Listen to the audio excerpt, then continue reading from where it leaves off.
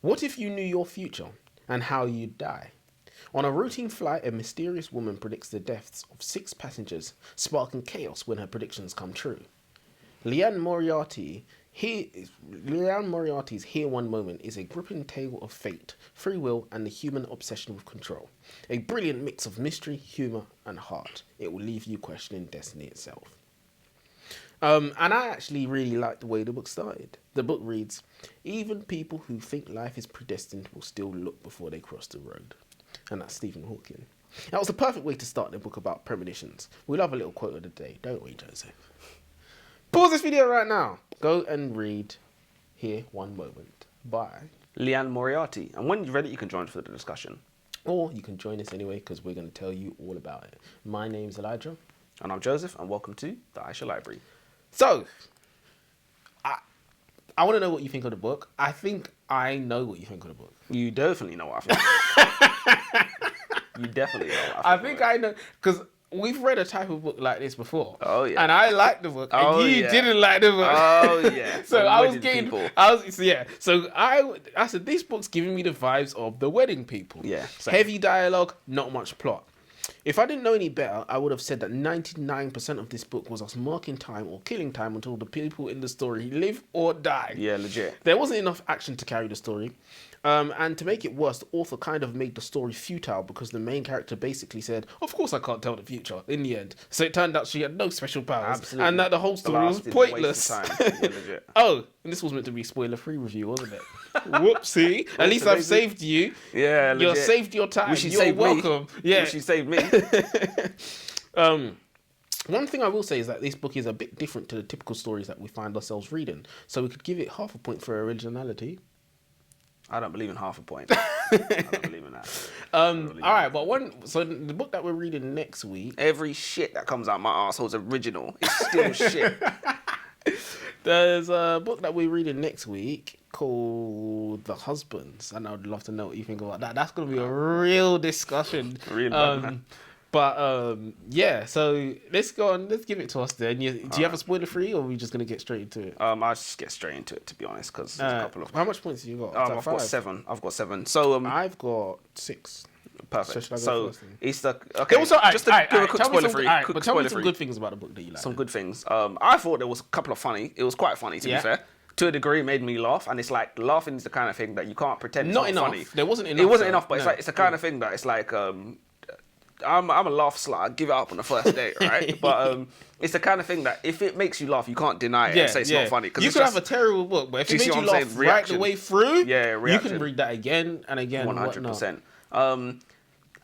The dialogue was interesting, apart from just being funny. Yeah, some of it. A lot of dialogue was interesting. I found, anyways. But this is what I'm saying. It takes a certain level of skill to be able to do that. Yeah, of course. I don't think, you can be whatever bestseller this is and be totally talentless, skillless, everything. Like, what I was telling Chloe about Frida McFadden, I don't think she's a bad writer, but I definitely think Shock Factor boosts her up in the ratings, which is, it's a tool. It's there for you to use. Someone commented on our video, The Boyfriend, and they said, they said they really liked our review and they watched the whole video and it was an hour long. But it made me remember that The Boyfriend was quite good. That's what I told Chloe. If you want to read a Freedom Fan book, read that one. That's the best one. But at least she's going to read that last. So that's a good thing. I thought she should have read it first. Because then she'll get the most from the Shock Factor. Yeah, but then she's going to be bored of it. If you read the good one first, the others just seem a bit more shit. But they are shit, so it doesn't matter. I think you get the most from the good one. Let's get back onto the topic. All right, so... Something tells me this book is going to be longer than it needs to be. Call it hater's intuition. We're a few paragraphs into the first chapter, and already author Liane Moriarty has been tried and found guilty of being overly verbose in an attempt to boost the word count. The opening chapter talks about a woman who goes missing at an airport. This is what I thought was going on, by the way. Goes missing at an airport. A woman who is unremarkable in a sea of remarkable and colourful characters. She is not injured like the bespectacled hipster with his arms scaffolded in white gauze so that one hand is permanently pressed to his heart, as if he's professing his love or honesty. She is not frazzled like the sweaty young mother trying to keep her grip on a slippery baby, a furious toddler, and far too much carry-on. She's not extremely pregnant like the extremely pregnant woman. She's not extremely tall like the extremely tall man. She is not... On and on it bloody goes! On page 2 of a book that is already 15 hours and 126 bastard chapters long. Lady, I've got work tomorrow. I've got to sleep. Can you cut to the chase? Yeah. Like, Jesus The Christ. book definitely did not have to be as long as it. We're talking about the first 3 pages. As I said, a book needs to have a bloody good reason to be longer than 10 hours. Do you know what I'm saying? If not, give it the 10 hours and fuck off. Call it a day, man. When I saw the 15 hours already, I was like, woof. Yeah, and then when I read the first 3 pages, I said, is this why? This is why. This is why. I looked at the chapter list. I saw 126 chapters. I said, what? This book, it was supposed to take you on a journey. Oh, it was my supposed to take God. you on I don't know. It was the scenic route. That's what it was. Was doing the whole fucking plane ride is what was doing. That was the journey. I actually thought that the plane ride was going to be the whole book, you know. I was Yeah, worried that's about what I that. thought That's it what I was. was worried about. But it was actually only a small section of the long book. The book reads, Neve's mother looked appalled when her daughter announced that she's getting married. Neve said more normal mothers are supposed to be excited, cry with delight, and press their hands to their mouths. And Neve's mother said, but why are you getting married? Just move in together. And my opinion is you are doomed when you have parents talking nonsense to you. People don't grasp the weight and purpose of marriage. Loving someone as much as you love yourself is one of the hardest challenges you'll ever face. The only way to stand a chance is to bind yourself, to shackle yourself to that person, not just emotionally, but legally, financially, and socially. The idea is to make it so impossibly difficult to separate that the best course of action is to just figure it out. Marriage isn't a romantic gesture. It's a public declaration in front of God, a priest, your friends, family, and community. It's a vow taken with the weight of accountability, a commitment made to withstand the storms ahead. You make this vow in front of your whole community, and yet still, even with all that structure, marriages still fail. And you think you can really make it to the end with somebody? You stupid idiot. 100%. You can't even stick to your own commitments like going to the gym or keeping a New Year's resolution. And you think you can sustain a lifelong promise to somebody else? You're a fucking joke. When you think about it, the bonds between family last because blood is forever, and you can't unshackle yourself from that. People will stop talking to their siblings for 10 years, and then after 10 or 12 years, they're like, well, this was a waste of time. Yeah, Let's just figure it out. Blood is blood. You know what I mean? So you think you can just girlfriend, boyfriend. When things get tough, and they will, you'll be out the door because there's no structure holding you accountable. 100%. And for those in the long-term relationships, for those in the long-term relationships that smugly say, I don't need marriage, we've been together for 10 years, let me tell you something. 10 years is barely a warm-up. Yeah. Real love is proven over decades, not just good times, but in the moments that stretch you to your breaking point. Try making it to 40 years, and then we'll talk. And I'm talking like I've made it 40 years. Yeah, I know. I haven't. What was that guy that you was talking about that had a 10-year unhappy period? Like, he's talking about 10 years total. Exactly. So, you know, we people say, oh, I've been together 10, 12 years. Yeah, it's still a warm-up, love. You know, and that really sobers you up because you get these 100%. cocky cunts, you know. Legit. I'm not supposed to say that. But oh, well. It's in there now. But yeah, so this is a disgusting indoctrination in the book. Oh, just get married. You don't need that. Oh, this is society destroying words. Of course. This is a bestseller. Oh, Yeah, people. days. Yeah, It's people always. Yeah. It's terrible. It's unfortunate, and I don't think it was meant in a way. I think she just believes that. It's just like, you know. Of course, TV told her, right? Yeah, exactly. Which is unfortunate. You know, TV told you don't need to get married. You know, Yeah, just move in. Civil union or whatever. Just move in. Civil partnership. Oh my god. Remember, men and women are equal now. So, do you think the author put that in there for a layer of philosophy? Of course not. Don't be silly, bro. Stop asking me that stupid question. Stop that. I don't want to hear that again. Stop that. All right, cool. So it's all me. I'm reading into things too much. Definitely. The boring lady is about to blow up the bloody plane. Poor lady. As our newest character, Leo, late for his daughter's play, is introduced, he sees the old, boring, silver-haired lady get up out of her seat, reach for something inside her jacket, and then say the words, "Everybody get on the ground!" I'm kidding. She actually said the words on the count of 3. And then the chapter ends. Listen, this isn't my first rodeo. I know the author's doing this for shock factor, just like I expect shock factor will more or less carry this whole book. Doesn't mean it's not working for the moment, though. In my opinion, on the count of 3 isn't even the scariest thing a total stranger could say on a plane. She could have said, "Allahu Akbar!" Then shit would have really went down. But seriously, though, she got up and she was like, "On the count of 3, straight away I'm rugby tackling you. I'm rugby tackling you straight away." Jesus Christ, this book is slow. I mean, we can tell it's character driven, but it's giving me the vibe that I got from another book that we've read called The Wedding People by... Who even Alison cares, bro? Dispatch. I knew Oh, is that her one. name? But more boring. There was quite a bit of creativity in the storylines. Not so much the dialogue, though. My favourite characters were Sue and Max. They were the cash-strapped newly-wed couple. Cherry, the psychic, foresaw that Sue would die at the hands of her lover. As interesting as that was, it only got more interesting once we found out that Max, the husband, sleepwalks. And to make it even worse, in his sleep, he literally said to Sue, "I will kill you." Was this because your dreams stem from your day-to-day life, and sometimes even what you worry about can seep into your dreams? So because he was worried about killing her, he ended up saying it in his dreams to her while she was sleepwalking and making everybody get more scared. Yeah, this author was just trying to mindfuck people with probability. Yeah.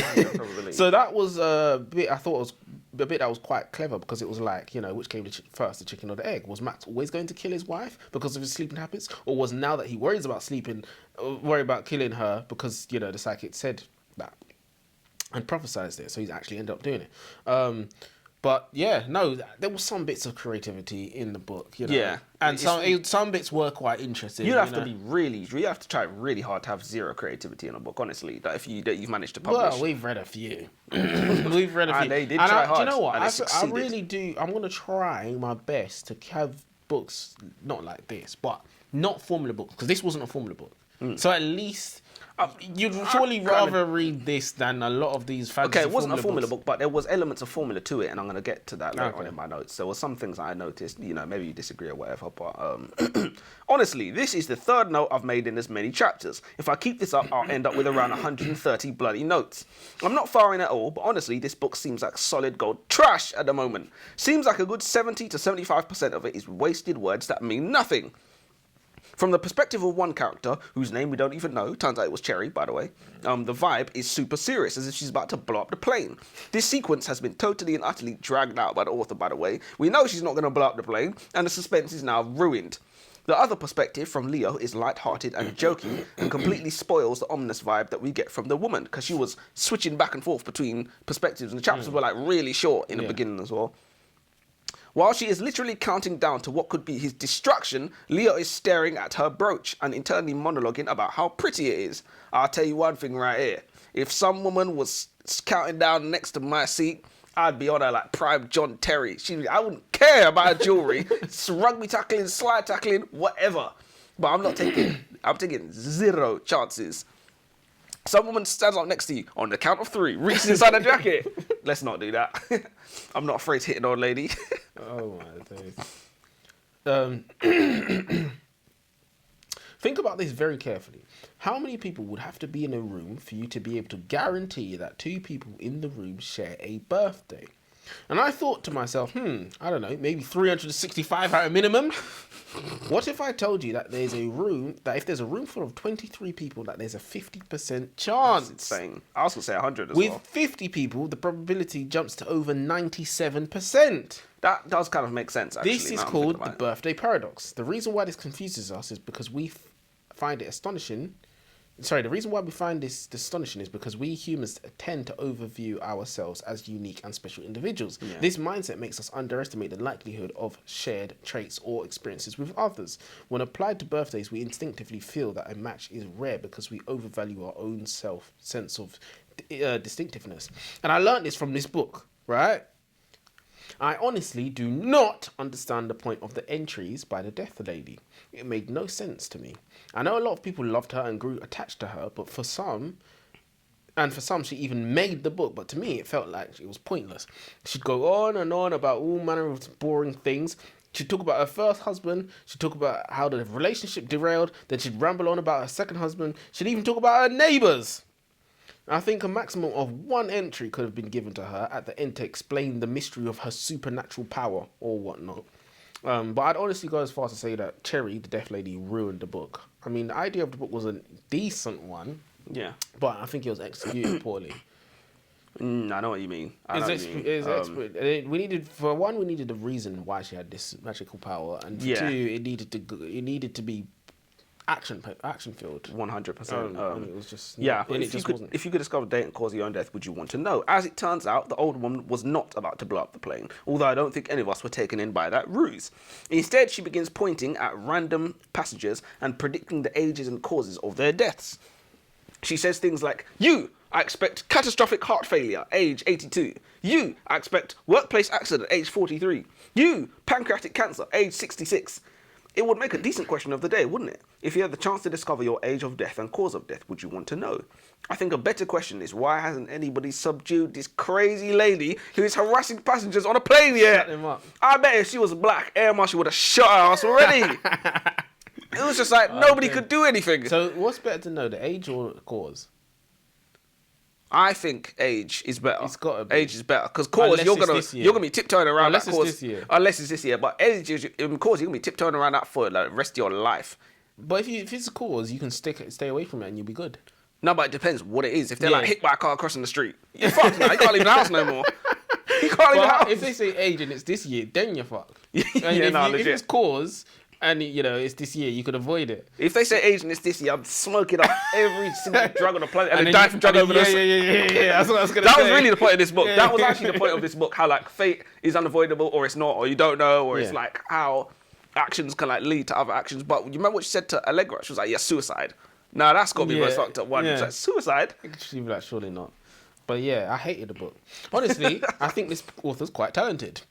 I think it was a nice little meshing of the story. We have Paula and Neve accidentally bump into each other at the funeral of the old couple they both attended for the sole purpose of looking for the deaf lady. Because, murderers sometimes attend the funeral of their victims, which is what they said. Which was creative, not least because Cherry obviously didn't kill the couple, but she foresaw it, so she effectively murdered them.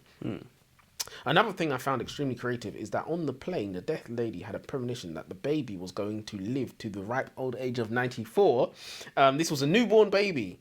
And the mother ended up trying to sue the airline 8 years later because her son, who had reached a certain level of fame because of the incident, lives his life like he's invincible because he's convinced he's going to make it to the age of 94. Which again, I chuckled because I thought it was creative. So there were some good things about the book. I just can't justify the length. The length was diabolical. Egregious. It was egregious. Diabolical is a good word as well. The length is just too egregious. Look, I got scared when I saw that. You know when you look at on Audible, you see the 15-hour. Yeah. I actually got scared looking at the barrel of that shotgun. But what's interesting is the books, even if we don't like them, we can kind of like soldier and struggle through anyways. Like Chloe had read this book. I did this in one day. Did you? I think I did. You're a maniac. I think I did it in one day. You're a maniac. But I understand it because there were like short chapters that you could kind of knock them down and just keep going. Yeah, it was easy listening. Some of it did drone on and some was some bits were a bit boring. But I did this. Yeah, what I think is interesting is Chloe bought this, but she got into this reading. Well, this one as well. No, she didn't buy this one, but it's like she got into this reading hype, like telling me about I read faster than you sort of thing. I just kind of let her get away with it. And then she bought. Well, not necessarily that, but she bought a book from W.H. Smith called The Woman on the Ledge, and she was telling me, "Oh, this is so shit. It's terrible. I hate it." She gave up. I said, "See, you could never write some notes about it now. See, you could never. Yeah, on my level. Sit down, we son. Don't give up. Finish it. We finish it. Legit." I'm a man of my word. If I say I'm coming, I'm coming. This book has Hercule Poirot written all over it. Different characters, but similar templates. In Agatha Christie's famous Murder on the Orient Express, we have a bunch of colourful characters on the train, all who have their own stories and destinations, and own skeletons in their closet. There is Kayla, the nervous flyer who Death Lady predicts will die in a car accident. Sue and Max O'Sullivan, the chatty elderly couple who die from heart failure and pancreatic cancer. Allegra, the flight attendant with back pain. And Timmy, the little boy who will drown.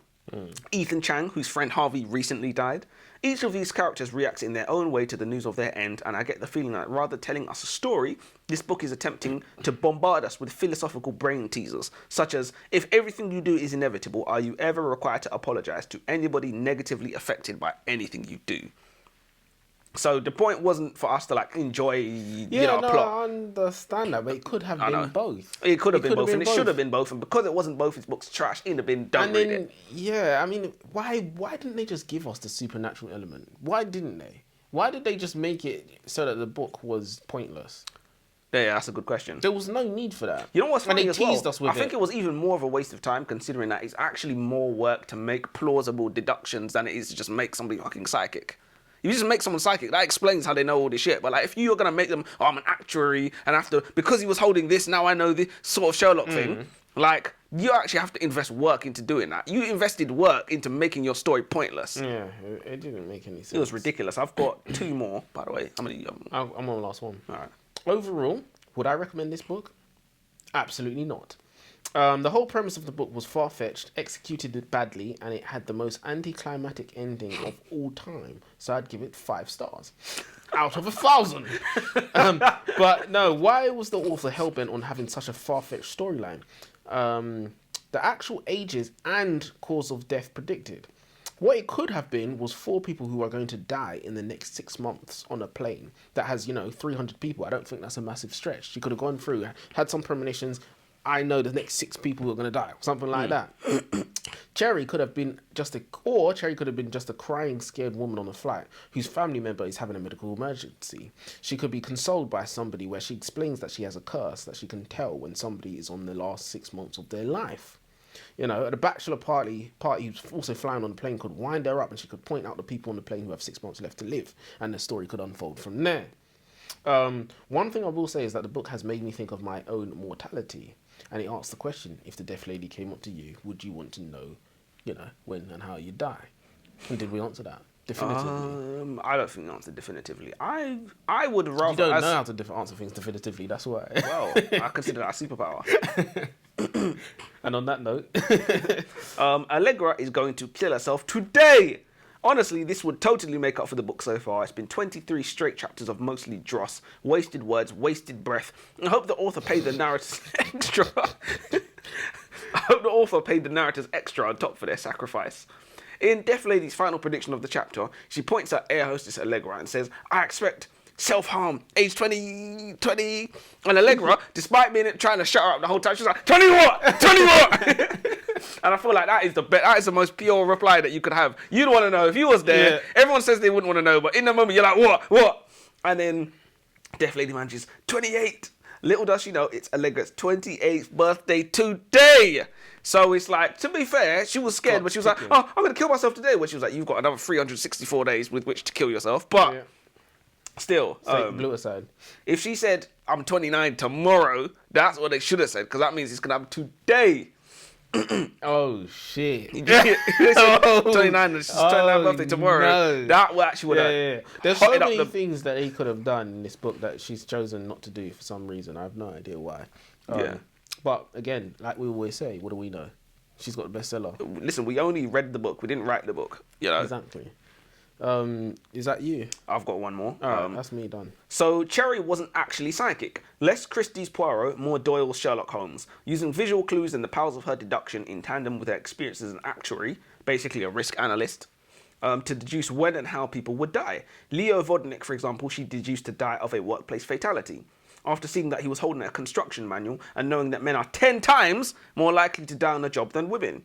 It's crazy how feminists don't know this, but they somehow do know that how much more money men get paid than women at those jobs for doing the same work.